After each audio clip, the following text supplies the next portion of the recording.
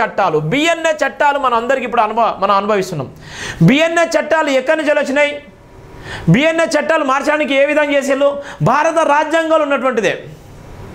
భారత రాజ్యాంగంలో ఉన్నటువంటి చట్టాలు ఏ విధంగా ఉన్నాయో సిఆర్పిఎస్ అని ఉన్నది. సిఆర్పిసి ఇవాళ ఉన్నటువంటి ఎప్పటి నుంచో బ్రిటిష్ కాలం నుంచి ఉన్నటువంటి చట్టాలు. ఆ చట్టాలను అందరికీ ఈజీగా అర్థమయ్యేటువంటి క్రమంలోనే భారత రాజ్యాంగంలో ఉన్నటువంటి చట్టాలను నీరుగార్చే కుట్రలో భాగంగా ఏ చట్టాలు తీసుకొచ్చి? బిఎన్ఎస్ అనే చట్టాలు తీసుకొచ్చారు. బిఎన్ఎస్ చట్టాలు ఇప్పుడు మనం అవలంబిస్తున్నాం. బిఎన్ఎస్ చట్టాలు దానికి ఏ విధంగా వాళ్ళు తయారు చేసినటువంటి కోణం ఉందో అదే తరహాలో భారత రాజ్యాంగంలో ఉన్నటువంటి మేధావులు, భారత రాజ్యాంగంలో సుప్రీంకోర్టు జడ్జీలు కానీ హైకోర్టు జడ్జీలు కానీ ప్రధానంగా ఉన్నటువంటి వ్యక్తులు ఎవరంటే వాళ్ళందరూ కూడా రాజ్యాంగానికి లోబడి పనిచేయాల్సినటువంటి అధికారులు, రాజ్యాంగాన్ని గౌరవించాల్సినటువంటి జడ్జీలు, హైకోర్టు సుప్రీంకోర్టు జడ్జీలు, హైకోర్టు జడ్జీలు. ఇలా వాళ్ళందరూ ఏం తయారు చేస్తున్నారంటే మనుస్మృతికి దగ్గరగా ఉండి మనుస్మృతిని అవలంబిస్తున్నారు. రాజ్యాంగం ఏ మతం ఏ కులం అన్ని సమానం అని చెప్పేటువంటి భారత రాజ్యాంగం, మనుషులందరూ సమానం అని చెప్పేటువంటి రాజ్యాంగం, ఇలా ఉన్నటువంటి తప్పును తప్పని చెప్పేటువంటి రాజ్యాంగం. అలాంటి సందర్భంలో ఇలా హిందుత్వ శక్తులు ఏ విధంగా బలపడుతున్నాయి భారతదేశంలో అంటే ఇవన్నీ మీకు ఈ ఎగ్జాంపుల్ ఇవి జరుగుతున్నాయి కుట్రలు. ఇలా 75 ఏళ్ళ స్వతంత్ర భారతంలో ఇలా జరిగాల్సినటువంటి అనేకమైనటువంటి ఆలోచనలో ఇలా బీజేపీ చేస్తున్నటువంటి మేధావుల్లో ఇలా మోడీకి క్రెడిట్ రావాలని, మోడీ గారికి క్రెడిట్ రావాలని ఇలా ఉన్నటువంటి మోడీ రిటైర్మెంట్ 70 సంవత్సరాలకు రాజకీయాలకు స్వస్తి పలకాలి. 70 సంవత్సరాలకు స్వస్తి పలికేటువంటి రాజకీయంలో 70 సంవత్సరాలు పరిపాలించినటువంటి మోడీ రాజకీయాలకు దూరం కావాలి. రాజకీయాలకు దూరం అయ్యేటువంటి నేపథ్యంలో మోడీ ఎజెండా ఉండాలి కాబట్టి, మోడీకి పేరు ఉండాలి కాబట్టి ఒకే దేశము ఒకే ఎన్నిక అనేటువంటి విధానం కూడా తీసుకురావడం జరుగుతుంది. జమిలీ ఎన్నికలు అంటారు. దాన్ని జమిలీ ఎన్నికలు దేశవ్యాప్తంగా ఒకే విధంగా ఉండే విధంగా మోడీ ఖాతాలో తీసుకొస్తున్నారు. దాంట్లో భాగంగానే ఇంకా చాలా జరిగినాయి. నోట్ల రద్దు విషయంలో కూడా పెద్ద కుట్ర. ఇవాళ ఉన్నటువంటి ప్రైవేటీకరణ చేస్తున్నారు, అది కొన్ని లక్షల కోట్ల రూపాయలు. ఇవన్నీ కూడా మోడీ డైరెక్షన్లోనే. ఇలా ప్రైవేటీకరణ చేస్తున్నటువంటి పరిస్థితులు, ఇలా గవర్నమెంట్ భూములన్నీ లాక్కునేటువంటి ప్రయత్నం చేస్తున్నారు. సెంట్రల్ గవర్నమెంట్ ఆస్తులన్నీ ఇలా ఎవరి పక్షాన పోతుంటే ప్రైవేట్ పక్షాన పోతున్నాయి.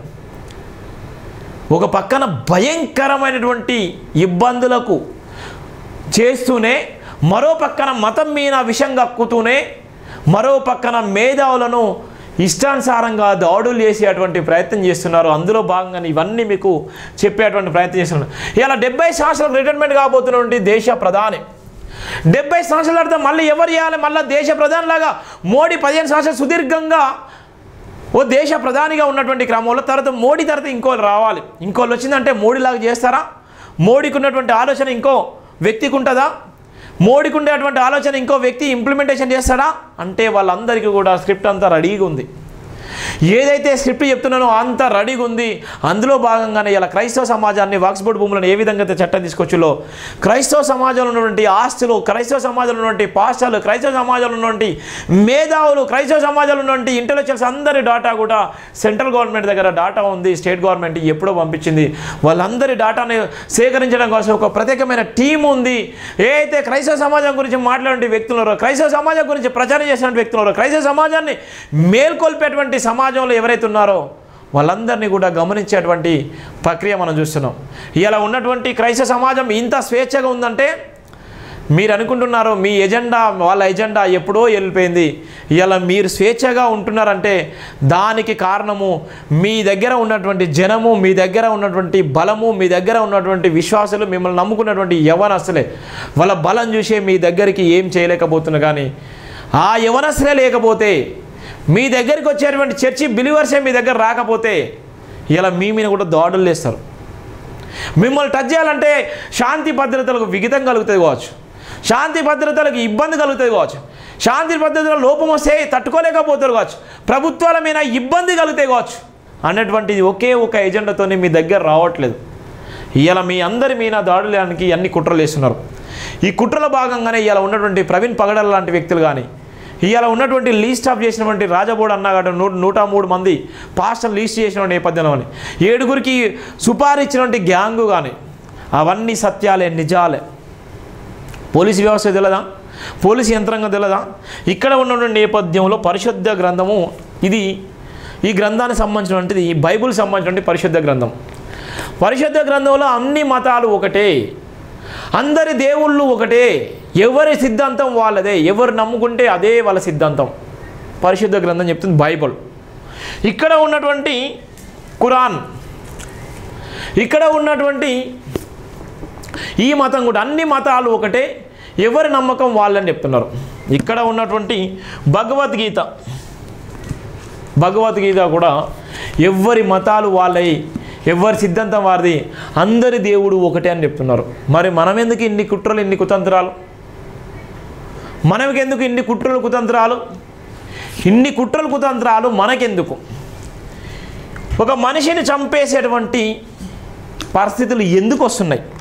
ఒక మనిషిని మనిషిలాగా చూడలేటువంటి గ్రంథాలు, ఒక మనిషిని మనిషిలాగా చూడలేటువంటి పరిస్థితులు ఎందుకోసం వచ్చినాయో చెప్పేటువంటి ప్రయత్నం చేస్తాను. ఇక్కడ ఉన్నటువంటి మొత్తం టోటల్గా నేను చదవలేను కానీ ఇవన్నీ చెప్పేటువంటి ప్రయత్నం చేస్తాను, కానీ మరుసటి రోజు చేస్తాను. ఎందుకోసం అంటే లైవ్లో చాలామంది మేధావులు కూడా మాట్లాడే ప్రయత్నం చేస్తారు కాబట్టి వాళ్ళతో మాట్లాడేటువంటి క్రమం కూడా ఇస్తాను. దయచేసి మేధావులారా, ఇంటెలెక్చువల్స్ మేధావులారా, నా వీడియోని చూసేటువంటి మీ అందరికీ కూడా నేను ఒకటే చెప్తున్నాను, మనిషిని మనిషిలాగా చూడలేని ఏ మతమైనా ఏ గ్రంథమైనా వేస్ట్. రాజ్యాంగమే ఇవాళ మనం నడుస్తుంది. రాజ్యాంగానికి లోబడి మనం పనిచేయకపోతే, రాజ్యాంగాన్ని అనుసరించకపోతే పాస్టర్ ప్రవీణ్ పగడ లాంటి వ్యక్తులు ఎందరో కోల్పోవాల్సి వస్తుంది. అజయ్ బాబు లాంటి వ్యక్తులను సొంత కన్నులో ఉన్నటువంటి వ్యక్తులే, ఏదైతే 2 కన్నులు ఉంటే ఏదో ఒక కన్ను మన కన్నునే పొడుస్తాయి. ఎవరైతే మన మీద దాడులు చేయాలనుకున్నటువంటి వ్యక్తులను మన కన్నులో ఉన్నటువంటి వ్యక్తితోనే మనం మీద దాడులు లేపిస్తారు, మన కన్నును పొడిపిస్తారు.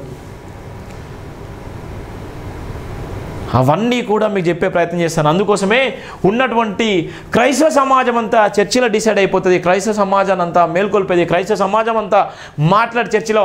ఇలా ఉన్నటువంటి ముస్లిం సమాజం అంతా మసీదులో మాట్లాడుకుంటారు, మసీదులో ఒకటైపోతారు, మసీదులో ఏదున్నా మాట్లాడుకుంటారు. హిందూ సమాజం అంతా ఎక్కడుంటుందంటే రోడ్ల మీద కానీ, హిందుత్వ టెంపుల్స్లో కానీ ఎక్కడ ఉన్నా కూడా వాళ్ళు మాట్లాడుకునే సందర్భం ఉంటుంది. అంటే ఎవరి ఎజెండా ఏదున్నా అన్ని మతాల సారాంశం అందరూ మనుషులమని చెప్పుకునేటువంటి ఈ మతాలు, ఈ గ్రంథాలు అన్నీ ఒకటే అని చెప్పుకున్నప్పటికీ మనుషులు మాత్రం ఒకటిగా చెప్పుకోలేకపోతున్నాం. మనుషులు మాత్రం తారతమ్యాలనే, మనుషులు మాత్రం ఇవాళ నా మతం గొప్ప అంటే నా మతం గొప్పదని విషం కక్కుతూ ఇష్టానుసారంగా దాడులు చేసి ప్రాణాలు తీసేటువంటి ప్రక్రియ ఎవరు మొదలు పెట్టారో తెలియదు, కానీ ఇవన్నీ ఒక ఎజెండా.